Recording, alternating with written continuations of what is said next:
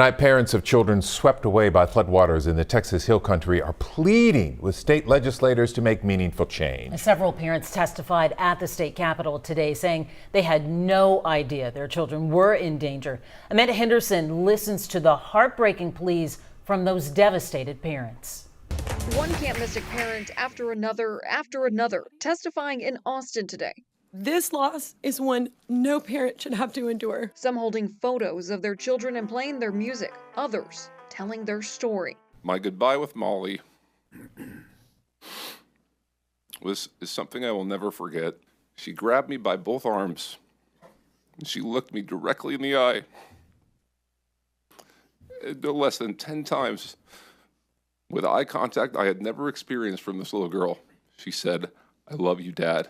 Sitting before the Senate Select Committee on Disaster Preparedness and Flooding, Camp Mystic parents talked about their children that they are calling Heaven's 27.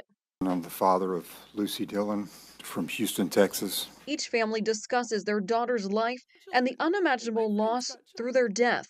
Hopefully no other parent will ever experience the excruciating and unimaginable pain and torture I am trapped in, or the never-ending nightmare that is my life now. I was ensured that her safety and the safety of all the young girls was paramount.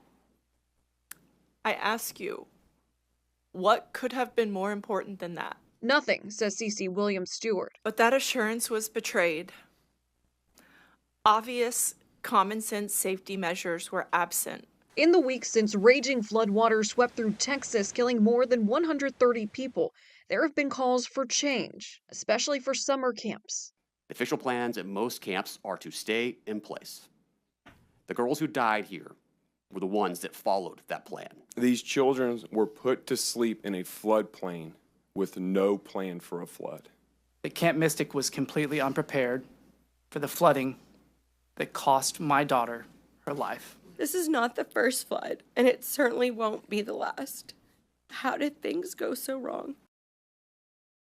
And that is the question every family continues to ask, and something they pleaded with legislators to do is to pass Senate Bill 1, which has been renamed the Heavens 27 Camp Safety Act. The families are also asking for people to continue to look for Cece and Will Stewart's daughter, Seal. She is still among the 3 who are missing. The testimony of these families, it brought so many to tears, including those on the Senate Select Committee.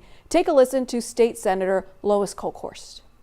Because of these lives of these precious children, we will never unhear the stories, and we will make changes. So, Amanda, what are those changes that legislators are promising now? So Senate Bill 1 is the big one, and that's what they were all there for today, to testify in front of that Senate Select Committee. And Senate Bill 1 looks to add a number of safety requirements to camps in Texas, including relocating structures such as the cabins away from floodplains. They wouldn't be allowed to build there anymore.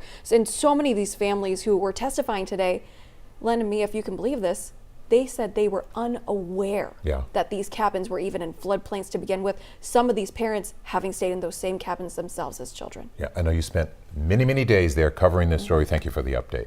Yes, absolutely. And you can stream today's full hearing, including that extremely emotional testimony from parents and lawmakers. It's available now on KHU 11+. You can download on your TV and then watch for free.